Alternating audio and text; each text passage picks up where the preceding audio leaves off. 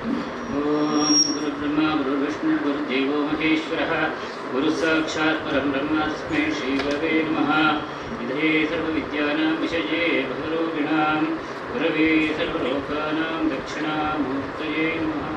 गुरुचरणारविन्दाभ्यां नमः। शुक्लां वरदरं विष्णुं शशिवर्णं चतुर्भुजं प्रसन्नवदनं ध्यायेत् सर्वविघ्नोपशान्तये। ॐ भूः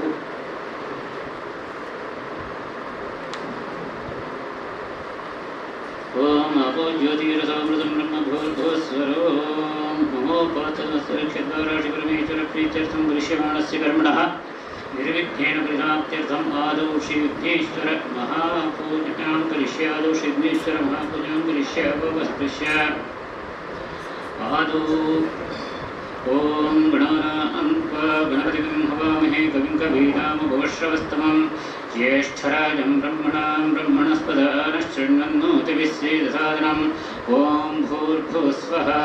अस्मिन् हरिद्राबिम्बे सुमुखं श्रीविघ्नेश्वर महागणपतिं ध्यायामि आवाहयामि स्थापयामि पूजयामि। विघ्नेश्वर महागणपतये नमः। रत्नसिंहासनं समर्पयामि। विघ्नेश्वर महागणपतये नमः। पादारविन्दयोः पाद्यं समर्पयामि अर्घ्यं समर्पयामि आचमनीयं समर्पयामि। ओम भूर्भुवस्वः। गणपतये नमः। शुद्धोदकस्नानं समर्पयामि। शुद्धोदकस्नानानन्तरम् आचमनीयं समर्पयामि। वस्त्रोत्तरीयज्ञोपवीताभरणार्थे पुष्पाणि समर्पयामि। दिव्यपरिमलगन्धान् धारयामि। गन्धस्योपरि हरिद्रा कुङ्कुमं समर्पयामि। अक्षतान् समर्पयामि। पुष्पमालिकां समर्पयामि। पुष्पैः सपूजयामि। अगजाननपद्मार्कं गजाननमहर्निशम् अनेकदन्तं भक्तानां एकदन्तमुपास्महे। ओम सुमुखाय नमः। ओम एकदन्ताय नमः। ओम कपिलाय नमः। ओम गजकर्णकाय नमः। ओम लम्बोदराय नमः। ओम विकटाय नमः। ओम विघ्नराजाय नमः। ओम विनायकाय नमः। ओम धूमकेतवे नमः। ओम गणाध्यक्षाय नमः। ओम भालचन्द्राय नमः। ओम गजाननाय नमः। ओम वक्रतुण्डाय नमः। ओम शूर्पकर्णाय नमः। ओम हेरम्बाय नमः। ओम स्कन्दपूर्वजाय नमः। ओम सिद्धिविनायकाय नमः। ओम श्रीविघ्नेश्वर महागणपतये नमः। नानाविधपरिमलपत्रपुष्पाणि समर्पयामि। भवदीपार्थं पुष्पाणि समर्पयामि।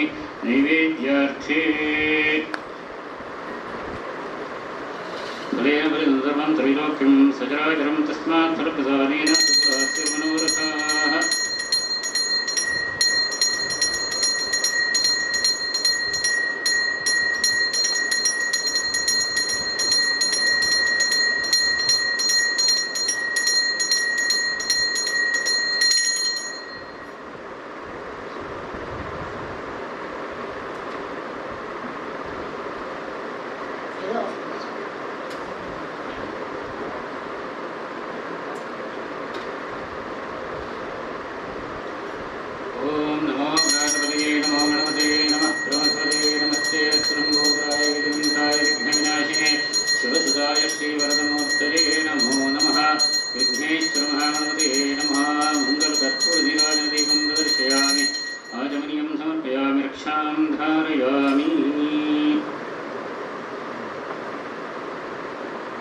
ओम निषदेन्द्र गणपते वर्णेशत्वामारुप्रातमङ्गवीदां नरसेत्क्रियते किञ्चनारे महामर्कम्माञ्चित्रमच्च एकदन्ताय विद्महे वक्रतुण्डाय धीमहि तन्नो दन्तिः प्रचोदयात्।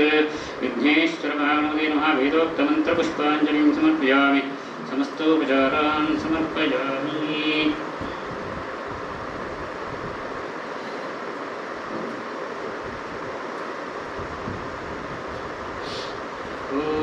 शुभाभ्यां शिवे दिने शोभने मुहूर्त्याद्य ब्रह्मणः द्वितीयपरार्धेष्य श्वेतवरार्थे वैवस्वतमन्वन्तरे अष्टाविंशतितमे कलियुगे प्रथमे भागे जम्बुद्वीपे भारतवर्षप्रदण्डे मेलोः दक्षिणे पार्श्वे शताब्दे अस्मिन् वर्तमाने व्यावहारिके प्रभवादिषष्ठे संवत्सराणां मध्ये षष्ठिश्री क्रोधिनाम संवत्सरे उत्तरायणे वसन्तर्तो मेषमासे शुक्लपक्षे नवम्यां शुभदिशो वासरः।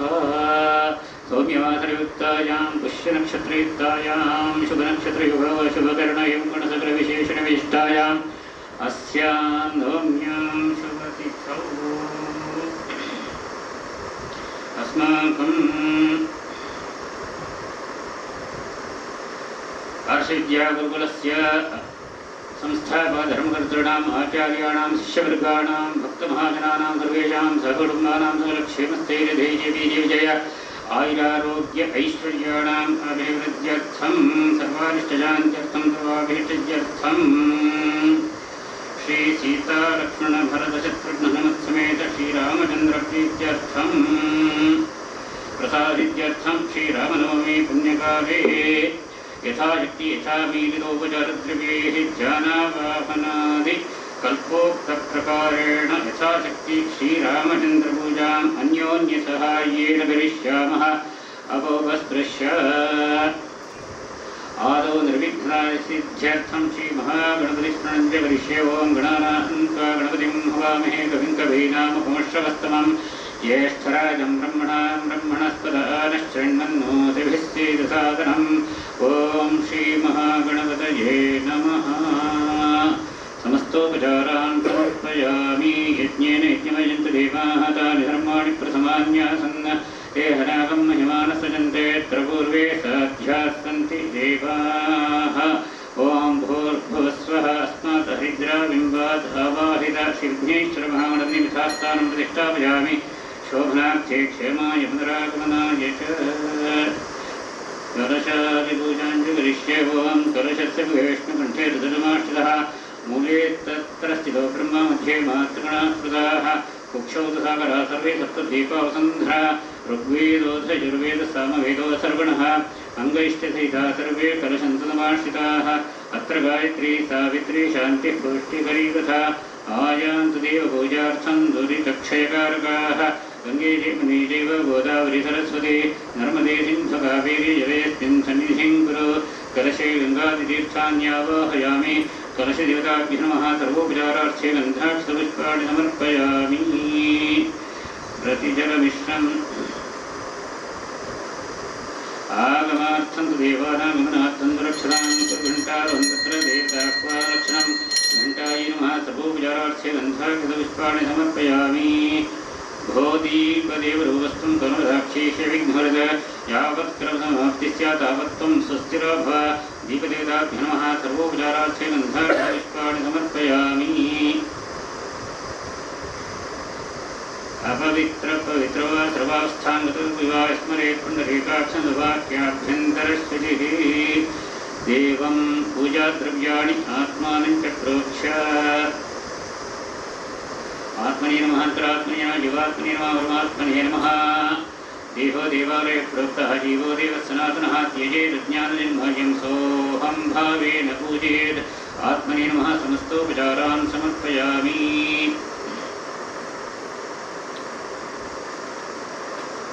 आधारशक्त्यादिमण्डूकादि सकल परतत्त्वान्तपीठदेवताभ्यो नमः। समस्तोपचारान् समर्पयामि।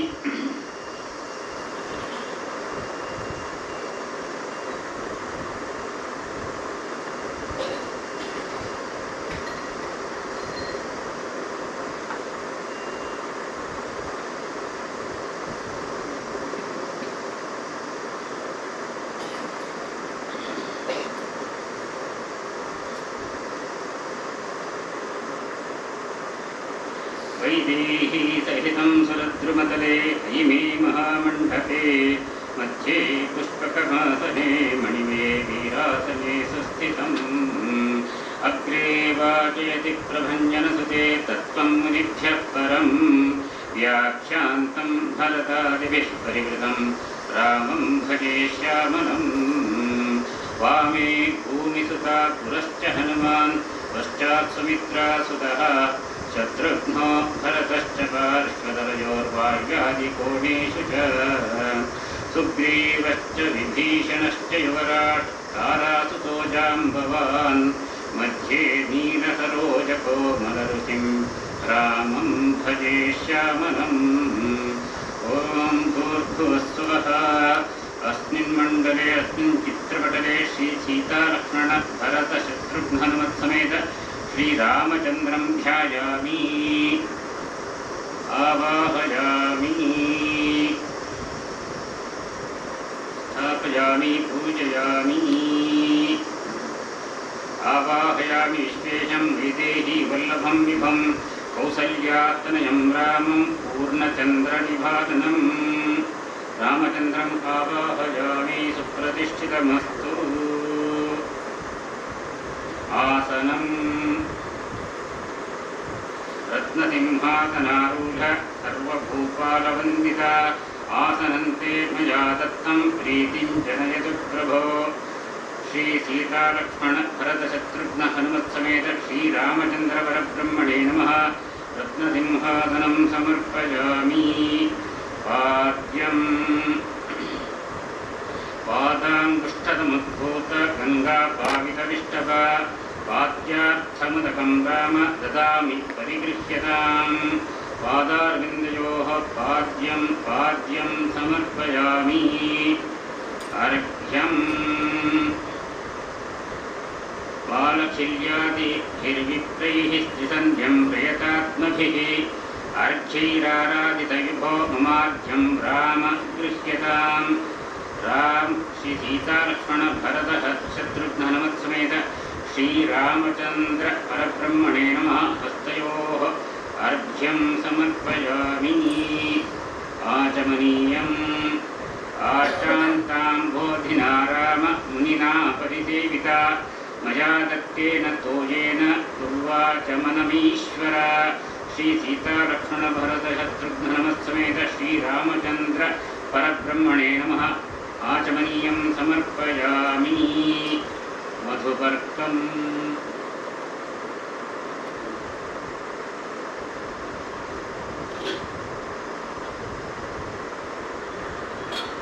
मधुदत्याज्यसंयुक्तं मधुसूदनराघव मधुपर्कं मया दत्तं गृहाण रघुनायक। श्री सीतालक्ष्मण भरत शत्रुघ्न हनुमत्समेत श्रीरामचन्द्र परब्रह्मणे नमः। मधुपर्कं समर्पयामि।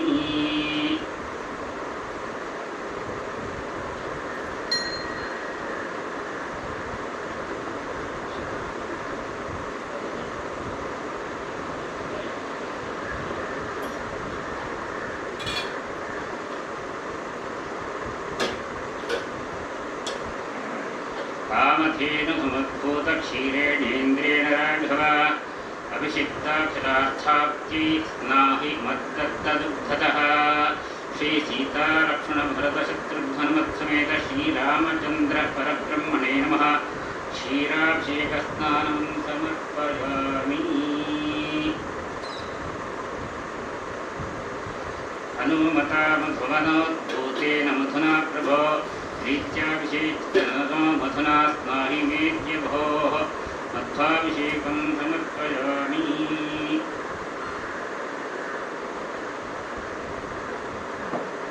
त्रैलोक्यतापहरणनामकीर्तनराघव मधूत्थातापशान्त्यर्थं स्नाहि क्षीरेण वै पुनः। मध्वाभिषेकान्ते पुनः क्षीराभिषेकं समर्पयामि। स्नानं नदीनदसमुद्रादि तोयैर्मन्त्राभिसंस्कृतैः पट्टाभिषिक्तराजेन्द्र स्नाहि शुद्धजलेन मे। ॐ आपोहिष्ठामयो भुवस्तानपूर्ये दधातना मदेरणा यजक्षसे यो वः शिवतमोरसस्तस्य भाजेते गणः उशतीव मातरः तस्मा अरङ्गमामभो यस्य क्षया यजिन्वथा आपो जनयथा जनः भूर्भुवस्सुवः भूर्भुवस्सुवः भूर्भुवस्सुवः। शुद्धोदकस्नानं समर्पयामि। शुद्धोदकस्नानानन्तरम् आचमनीयं समर्पयामि। वस्त्रम् हित्वा पीताम्बरं कीरकृष्णाजिनधराच्युता परिधत्साद्य मे वस्त्रं स्वर्णसूत्रविनिर्मितं। श्री सीतालक्ष्मण भरत शत्रुघ्न हनुमत्समेत श्रीरामचन्द्र परब्रह्मणे नमः। वस्त्रं समर्पयामि।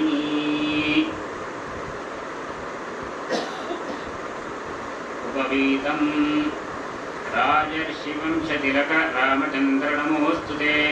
यज्ञोपवीतं विधिना निर्मितं तत्स्वमे प्रभो। श्री सीतालक्ष्मण भरत शत्रुघ्न हनुमत्समेत श्रीरामचन्द्र परब्रह्मणे नमः। उपवीतं समर्पयामि। आभरणं किरीटादीनि राजेन्द्र हंसकान्तानि राघव विभूषणानि धृत्वाद्य शोभस्व सहसीतया श्रीसीतालक्ष्मणभरतशत्रुघ्नसमेत श्रीरामचन्द्र परब्रह्मणे नमः। आभरणं समर्पयामि। गन्धं सन्ध्यासमानरुचिना नीलाभ्रसमविग्रह लिम्प्वामितेऽङ्गकं रामचन्दनेन मुदाकृति श्रीसीतालक्ष्मणभरतशत्रुघ्नसमेत श्रीरामचन्द्र परब्रह्मणे नमः। गन्धान् धारयामि। गन्धस्योपरि हरिद्राकुङ्कुमं समर्पयामि।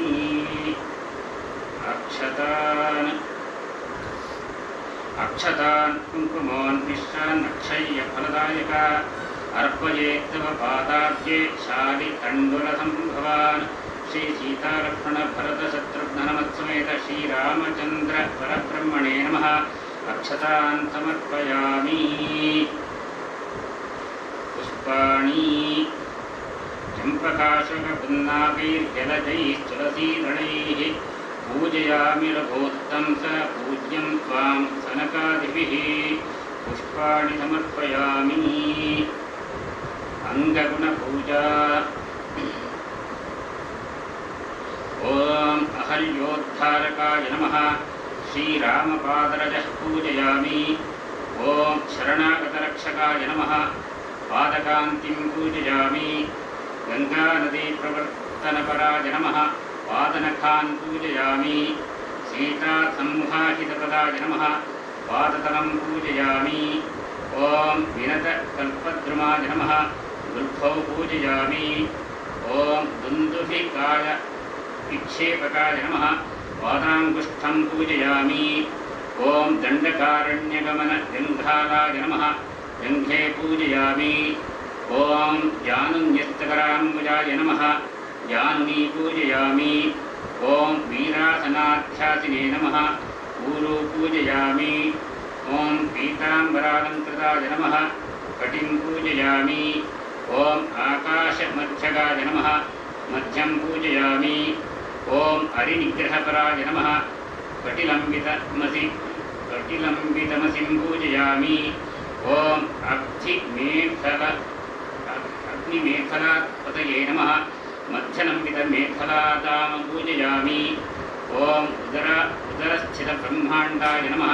उदरं पूजयामि। ॐ जगत्त्रयगुरवे नमः। वलित्रयं पूजयामि। ॐ सीतानुलेपितकाश्मीरचन्दनाय नमः। वक्षः पूजयामि।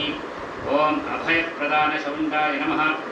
दक्षिणबाहुदण्डं पूजयामि। ॐ वितरणजितकल्पद्रुमाय नमः। दक्षिणकरतलं पूजयामि। ॐ आशरनिरसनपराय नमः। दक्षिणकरस्थितशरं पूजयामि। ॐ ज्ञानविज्ञानभासकाय नमः। चिन्मुद्रां पूजयामि। ॐ मुनिसङ्घार्पितदिव्यपदाय नमः। वामभुजदण्डं पूजयामि। ॐ दशाननकालरूपिणे नमः। वामहस्तस्थितकोदण्डं पूजयामि। ॐ शतमखदत्तशतपुष्करस्रजे नमः। हंसौ पूजयामि। ॐ कृतदशाननकिरीटकूटाय नमः। हंसलम्बनिषङ्गद्वयं पूजयामि। ॐ सीताबाहुलतालिङ्गिताय नमः। कण्ठं पूजयामि। ॐ स्मितभाषिणे नमः। स्मितं पूजयामि। ॐ नित्यप्रसन्नाय नमः। मुखप्रसादं पूजयामि। ॐ सत्यवाचे नमः। वाचं पूजयामि। ॐ कपालिपूजिताय नमः। कपोलौ पूजयामि। ॐ चक्षुश्रवप्रभुपूजिताय नमः। श्रवसी पूजयामि। ॐ अनासादितपापगन्धाय नमः। घ्राणं पूजयामि। ॐ पुण्डरीकाक्षाय नमः। अक्षिणी पूजयामि। ॐ अपाङ्गस्यन्दिकरुणाय नमः। अरुणापाङ्गद्वयं पूजयामि। ॐ विनाकृतऋषे नमः। अनाथरक्षककटाक्षं पूजयामि। ॐ कस्तूरीतिलकाङ्किताय नमः। हारं पूजयामि। ॐ राजाधिराजवेषाय नमः। किरीटं पूजयामि। ॐ मुनिमण्डलपूजिताय नमः। जटामण्डलं पूजयामि। ॐ मोहितमुनिजनाय नमः। पुंसां मोहनं रूपं पूजयामि। ॐ जानकी व्यजनबीजिताय नमः। विद्योदितकालाभ्रसदृशकान्तिं पूजयामि। ॐ हनुमदर्पितचूडामणये नमः। करुणारसोद्वेलितकटाक्षधारां पूजयामि। ॐ सुमन्त्रानुग्रहपराय नमः। तेजोमयरूपं पूजयामि। ॐ कम्पिताम्बोधये नमः। आहार्यकोपं पूजयामि। ॐ तिरस्कृतलङ्केश्वराय नमः। धैर्यं पूजयामि। ॐ दूराद्वन्दितजनकाय नमः। विनयं पूजयामि। ॐ सम्मानितत्रिजटाय नमः। अतिमानुषसौलभ्यं पूजयामि। ॐ गन्धर्वराजप्रतिमाय नमः। लोकोत्तरसौन्दर्यं पूजयामि। ॐ असहायतखरदूषणादिचतुर्दशसहस्रराक्षसाय नमः। पराक्रमं पूजयामि। ॐ आलिङ्गिताञ्जनेयाय नमः। भक्तवात्सल्यं पूजयामि। ॐ लब्धराज्यपरित्यक्त्रे नमः। धर्मं पूजयामि। ॐ गर्भशायिनी नमः। लोकानुवर्तनं पूजयामि। ॐ सर्वेश्वराय नमः। सर्वाण्यङ्गानि सर्वांश्च गुणान् पूजयामि।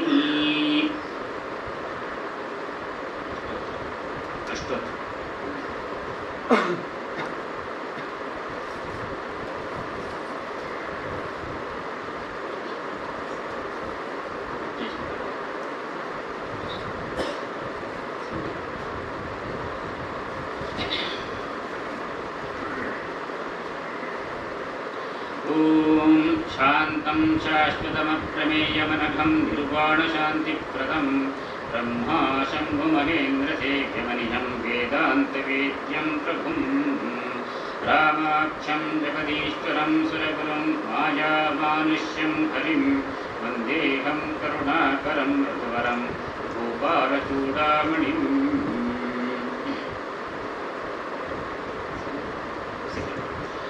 ॐ श्रीरामाय नमः। ॐ रामभद्राय नमः। ॐ रामचन्द्राय नमः।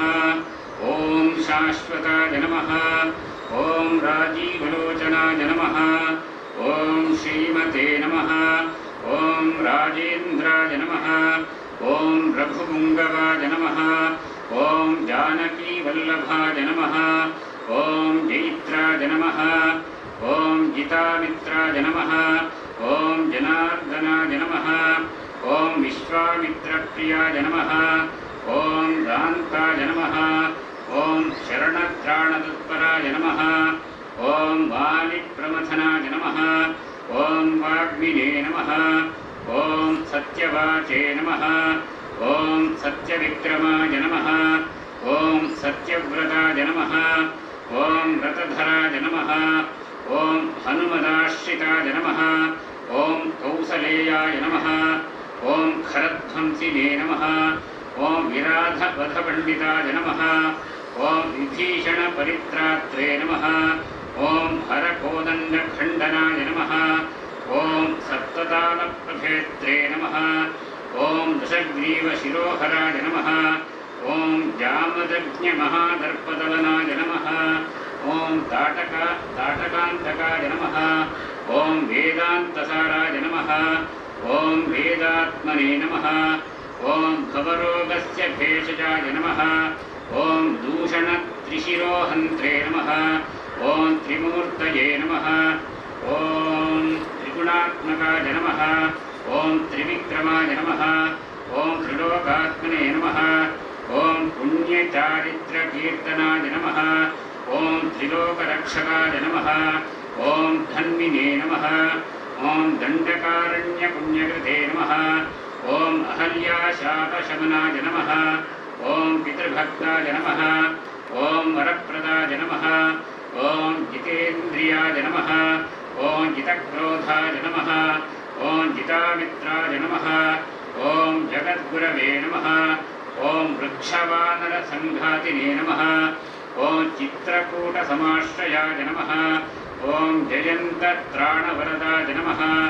ॐ सुमित्रा मातापुत्रसेविताय नमः ॐ सर्वदेवाधिदेवाय नमः ॐ मृतवानरजीवनाय नमः ॐ मारीचहन्त्रे नमः ॐ महादेवाय नमः ॐ महाभुजाय नमः ॐ सर्वदेवस्तुताय नमः ॐ सौम्याय नमः ॐ ब्रह्मण्याय नमः ॐ मुनिसंस्तुताय नमः ॐ महायोगिने नमः ॐ महोदाराय नमः ॐ सुग्रीवेप्सितराज्यराय नमः ॐ सर्वपुण्याधिकफलाय नमः ॐ स्मृतसर्वाघनाशनाय नमः ॐ आदिपुरुषाय नमः ॐ परमपुरुषाय नमः ॐ महापुरुषाय नमः ॐ पुण्योदजाय नमः ॐ दयासाराय नमः ॐ पुराणपुरुषोत्तमाय नमः ॐ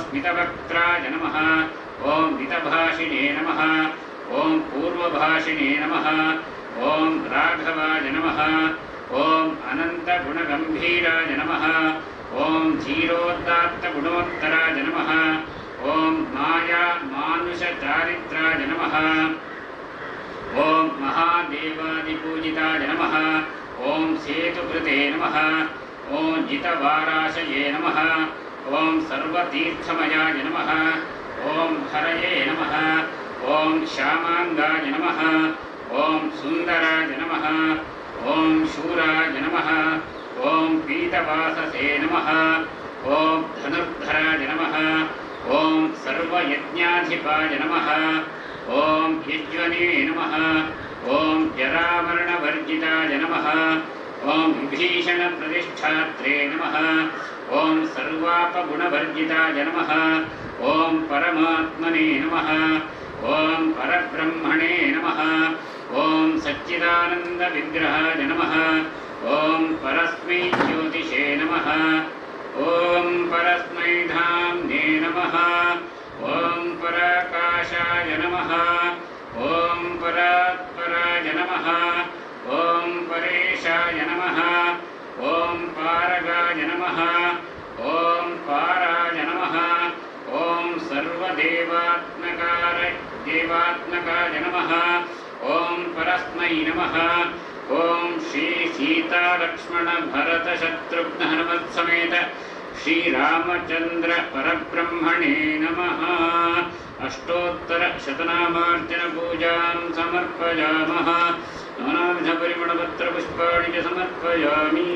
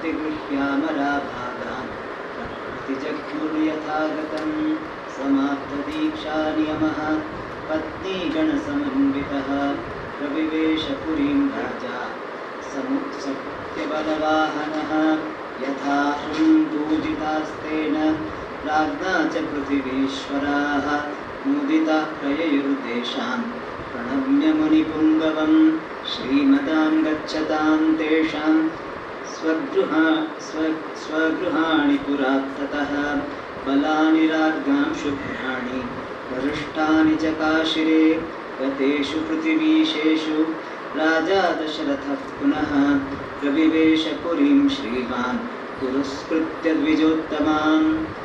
द्विजोत्तमान् शान्तया प्रययौ सार्धं ऋष्यशृङ्गसपूजितः अनुगम्यमानो राज्ञा च सानुयात्रेण धीमता एवं विसृज्य तान् सर्वान् राजा सम्पूर्णमानसः उवास सुखितस्तत्र पुत्रोत्पत्तिं विचिन्तयन् ततो यज्ञे समाप्ते तु ऋतूनां षट्समत्ययुः ततश्च 12 मासे चैत्रे नावमिके तिथौ नक्षत्रे दितिदैवत्ये स्वोच्चसंस्थेषु 5 ग्रहेषु कर्कटे लग्ने वाक्पताविन्दुना सह प्रोद्यमाने जगन्नाथं सर्वलोकनमस्कृतं कौसल्या जनयद्रामं दिव्यलक्षणसंयुतं विष्णोरर्धं महाभागं पुत्रमेक्ष्वाकुनन्दनं लोहिताक्षं महाबाहुं रक्तोष्ठं दुन्दुभिस्वनं कौसल्या शुशुभे तेन पुत्रेणार्मिततेजसा यथा वरेण देवानाम् अदितिर्वज्रपाणिना भरतो नाम कैकेय्यां जग्ने सत्यपराक्रमः साक्षात् विष्णोश्चतुर्भागः सर्वैः समुदितो गुणैः अथ लक्ष्मणशत्रुघ्नौ सुमित्रा जनयत्सुतौ वीरो सर्वास्त्रकुशलौ विष्णोरर्धसमन्वितौ पुष्ये जातस्तु भरतो मीनलग्ने प्रसन्नदीः सार्पे जातो तु सौमित्रे कुलीरेऽभ्युदिते रवौ राज्ञः पुत्रा महात्मानः 4 जग्दिरे पृथक् गुणवन्तोऽनुरूपाश्च उच्चाप्रोष्ठपदोपमाः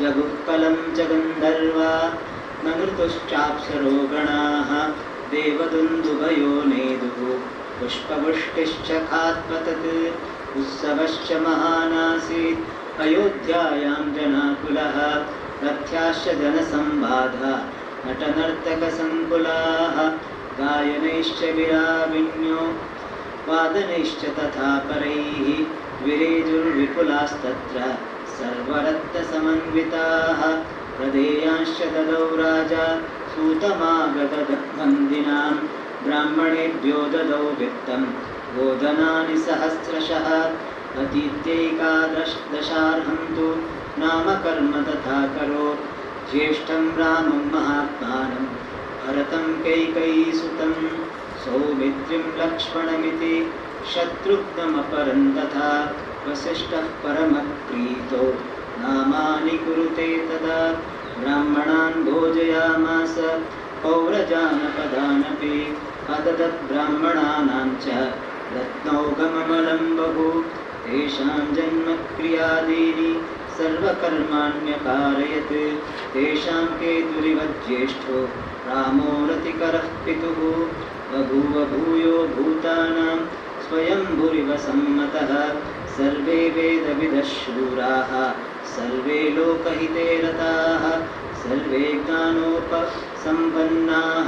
सर्वे समुदिता गुणैः तेषामपि महातेजा रामः सत्यपराक्रमः इष्टः सर्वस्य लोकस्य शशाङ्क इव निर्मलः गजस्कन्धेषु पृष्ठे च रथचर्यासु सम्मतः यजुर्वेदे च निरतः पितुःशुश्रूषणे रतः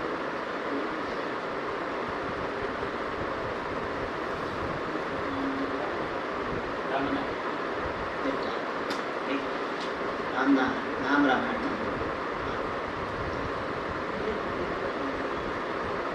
we will sing the language.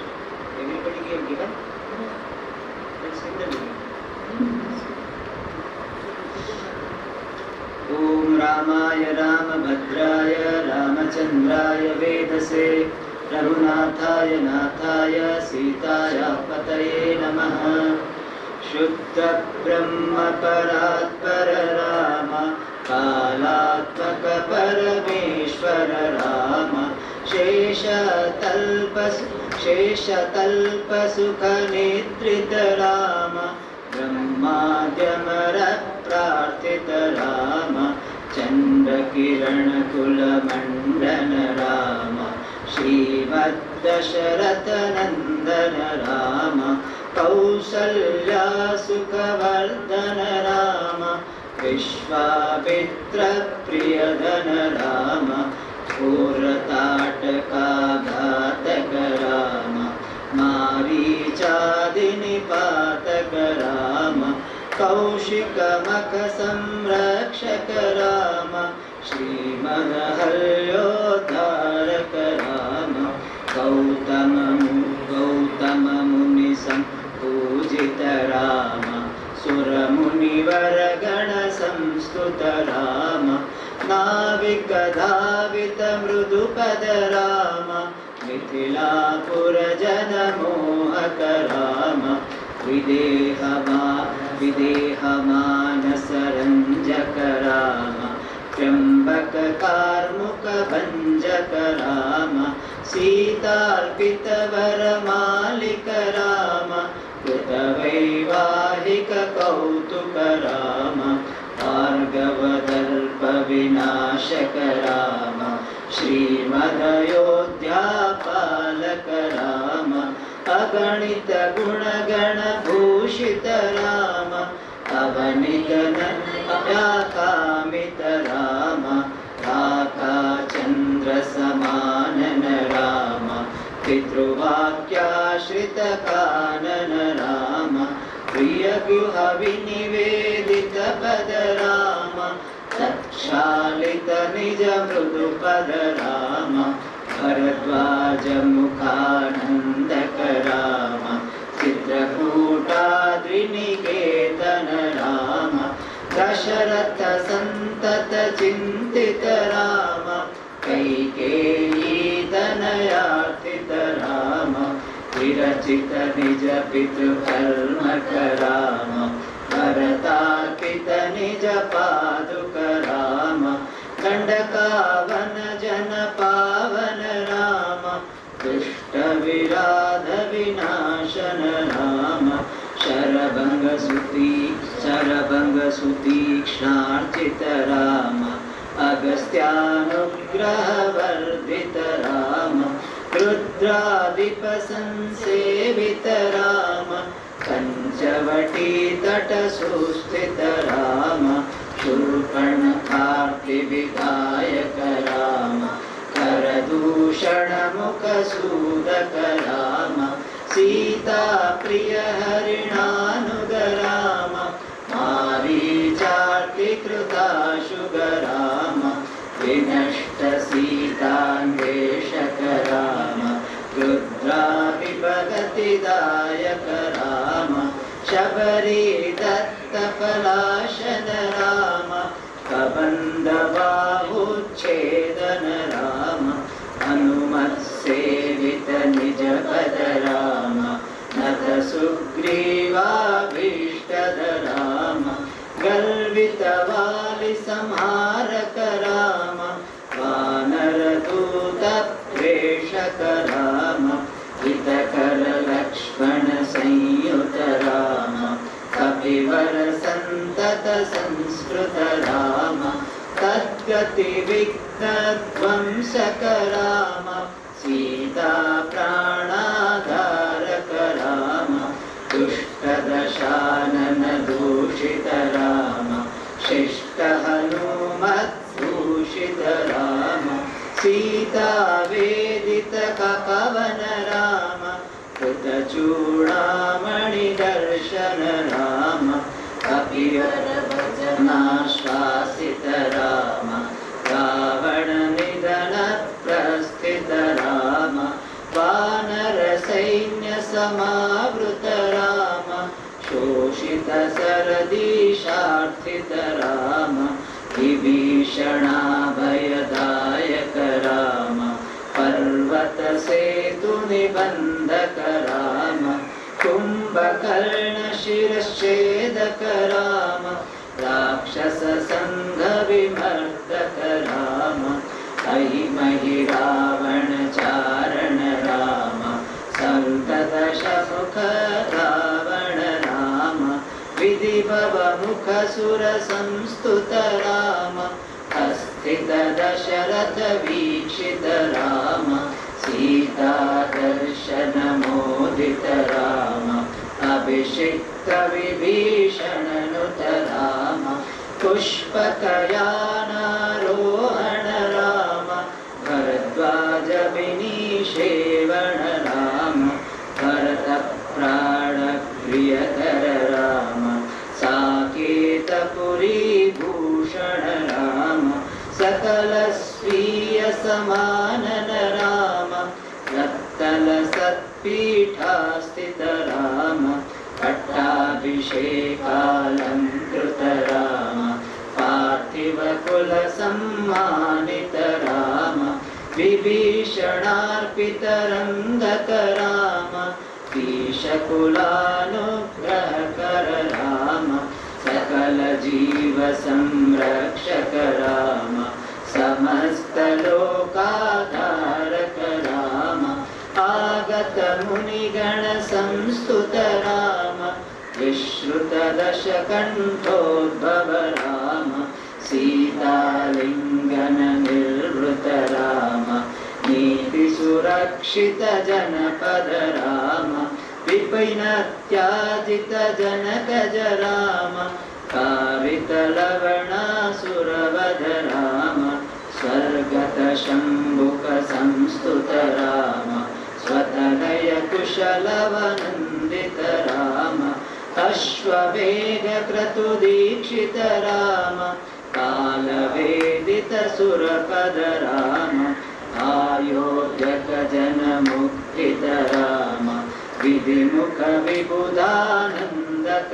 Ram तेजोमय निज रूपक राम संस्कृतिबन्ध विमोचक राम धर्मस्थापन तत्पर राम भक्तिपरायण मुक्तिद राम सर्वचराचर पालक राम सर्वभवामय वारक राम वैकुण्ठालय संस्थित राम नित्यानन्द पदस्थित राम राम राम जय राजा राम राम राम जय सीता राम राम राम जय राजा राम राम राम जय सीता राम राम राम जय राजा राम राम राम जय सीता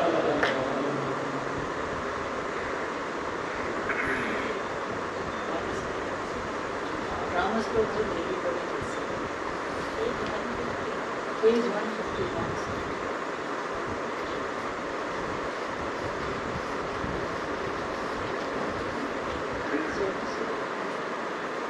Page 157.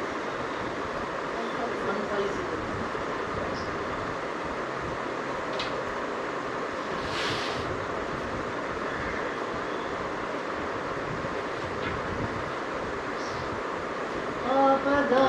आपदामपहर्तारं दातारं सर्वसम्पदां लोकाभिरामं श्रीरामं भूयो भूयो नमाम्यहम् आर्तानामार्तिहन्तारं गीतानां भीतिनाशनं द्विषतां कालदण्डं रामचन्द्रं नमाम्यहम् सन्नतकवची खड्गी चापबाणधरो युवा गच्छन्ममाग्रतो नित्यं रामः पातु स लक्ष्मणः नमः कोदण्डहस्ताय सन्धीकृतशराय च खण्डिताखिलदैत्याय रामायापन्निवारिणे रामाय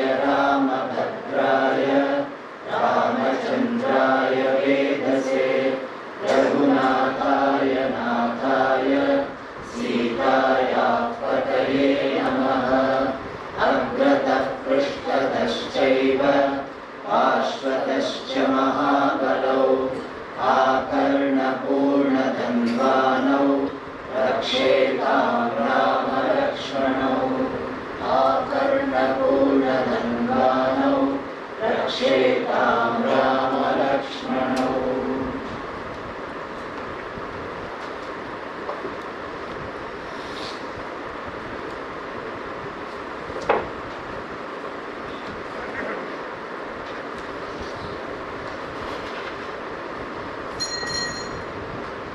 ॐ अनस्तुतिरसो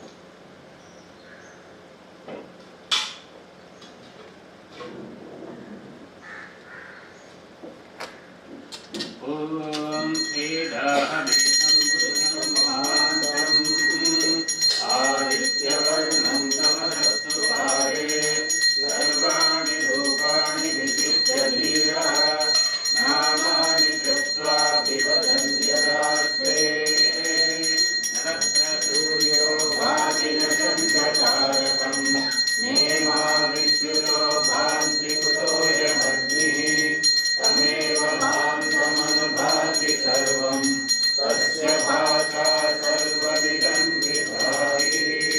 श्री सीतारमण भरतशत्रुघ्नमत्समेत श्रीरामचन्द्र परब्रह्मणे नमः। सर्वोपचारार्थैर्वारिष्टयान्त्यर्थैर्वाविष्टित्यर्थे सर्वसन्मङ्गलदावाप्त्यर्थे मङ्गलपञ्चमुखकर्पूरनीराजनदीपं प्रदर्शयामि। आचमनीयं समर्पयामि पत्रपुष्पाणि समर्पयामि। ॐ योगं पुष्पं वेद पुष्पवान् प्रजावान् पशुमान् भवति चन्द्रमा वा अपां पुष्पं पुष्पवान् प्रजावान् पशुमान् भवति एवं वेद यो वामायतनं वेद आयतनवान् भवति दाशरथाय विद्महे सीतावल्लभाय धीमहि तन्नो रामः प्रचोदयात् जनकात्मजाय विद्महे रामपत्नी च धीमहि तन्नो देवी प्रचोदयात्। श्री सीतालक्ष्मण भरत शत्रुघ्नवत्समेत श्रीरामचन्द्र परब्रह्मणे नमः। वेदोक्तमन्त्रपुष्पाञ्जलिं समर्पयामि।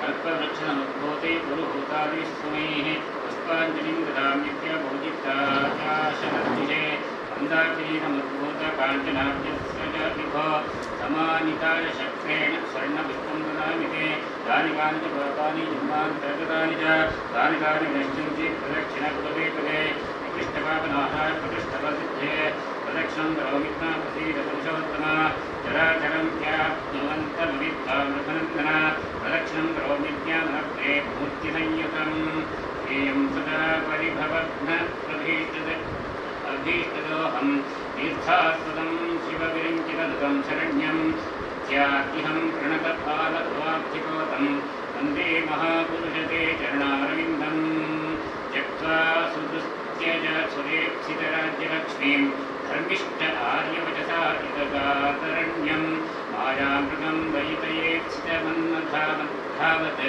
वन्दे महापुरुषते चरणारविन्दं साङ्गोपाङ्गाय साराय जगतां जनकादिभिः वन्दिताय वरेण्याय राघवाय नमो नमः। नमस्कारान् समर्पयामि।